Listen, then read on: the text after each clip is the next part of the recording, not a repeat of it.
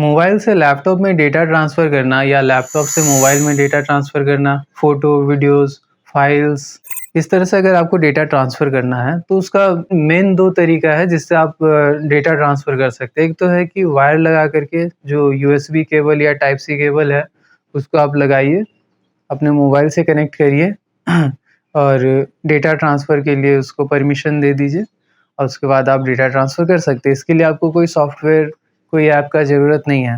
लेकिन अगर आपको वायरलेसली ट्रांसफ़र करना है, जिसमें आप नहीं चाहते कि वायर को कनेक्ट करें हम, उसके लिए एक ऐप है। इस ऐप को यूज़ करके आप वायरलेसली अपने मोबाइल का कोई भी डेटा को अपने सिस्टम में ले सकते हैं, पीसी या लैपटॉप में ले सकते हैं।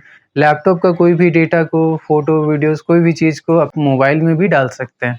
जस्ट आपको सिंपल कॉपी और पेस्ट करना है। तो इसको कैसे यूज़ करना है, कौन-सा सॉफ्टवेयर है, चलिए देखते हैं।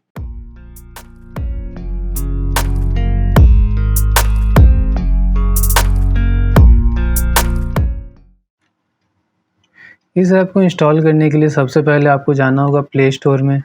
प्ले स्टोर में जाकर के टाइप करिए wifi FTP server. Wifi FTP server करके सर्च करिए, तो जैसे ये पहला वाला जो ऐप आएगा ना, तो ये जो वाईफ़ाई एफ़टीपी सर्वर वाला ऐप दिख रहा है, मेधा ऐप्स का तरफ से, इसको आपको इंस्टॉल कर लेना है।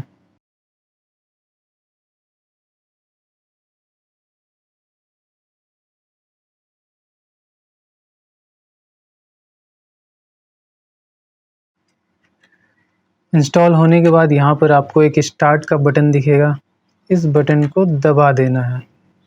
ऑल फाइल को एक्सेस करने के लिए परमिशन देना होगा, तो इसको आपको ऑन कर देना है।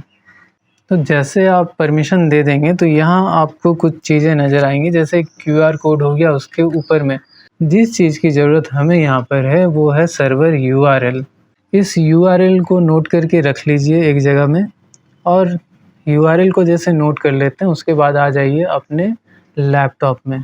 लैपटॉप या कंप्यूटर जो भी आप यूज़ करते हैं, लैपटॉप यूज़ करते तो लैपटॉप, कंप्यूटर यूज़ करते तो कंप्यूटर।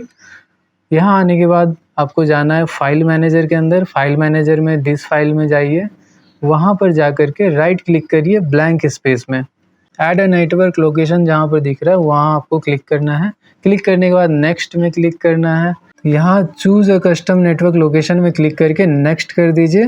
उसके बाद सर्वर एड्रेस जो था जिसको नोट करके रखा था हमने, उसको यहाँ पर पुट कर देना, उसको यहाँ पर टाइप करके।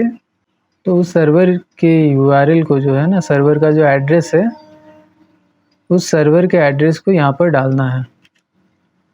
ये सब करते समय बस एक चीज़ का आपको ध्यान रखना है कि आपका जो मोबाइल है और लैपटॉप है या कंप्यूटर है, वो एक ही नेटवर्क के साथ कनेक्ट होना चाहिए।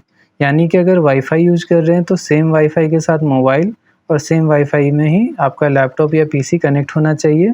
और अगर आप हॉटस्पॉट यूज़ कर रहे हैं तो आपके मोबाइल के हॉटस्पॉट से आपका कंप्यूटर या आपका लैपटॉप कनेक्ट होना चाहिए, तभी ये जो डेटा ट्रांसफ़र है ये वर्क करेगा, अदरवाइज़ ये वर्क नहीं करेगा।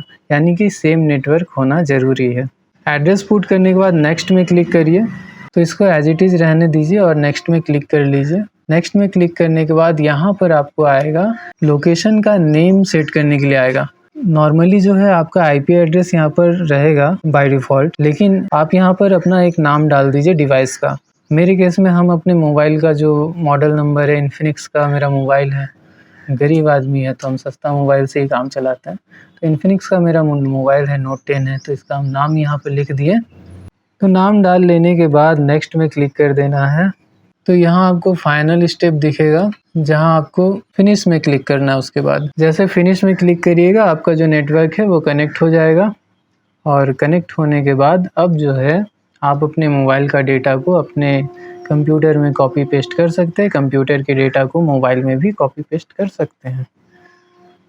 अब कॉपी पेस्ट आप करते रहिए और चैनल को सब्सक्राइब कर दीजिए। तो देखा आपने, इतना ही सिंपल है। बस आपको एक बार सेटअप करना है इसको, और एक बार सेटअप होने के बाद फिर आपको दोबारा ये सारा उसको बार-बार कनेक्ट करने की ज़रूरत नहीं है। अब सेटअप हो गया, उसका जब भी आप कनेक्ट करते हैं अपने मोबाइल को, या सेम इंटरनेट में आता है, सेम वाईफ़ाई से कनेक्ट रहता है, या आपका जो सिस्टम है लैपटॉप या पीसी आपके मोबाइल के हॉटस्पॉट से कनेक्टेड रहता है, तो आप डेटा ट्रांसफ़र ईज़िली कर सकते हैं। आपको बार-बार ये सेटअप करने की ज़रूरत नहीं पड़ेगी। ये एक बहुत ही सिंपल सा तरीका है जिसको आप यूज़ करके आसानी से डेटा ट्रांसफ़र कर सकते हैं। चलिए वीडियो अच्छा लगा तो लाइक करिए, सब्सक्राइब करिए, अपने दोस्तों के साथ शेयर करिए। मिलते हैं फिर अगली वीडियो में। नमस्कार।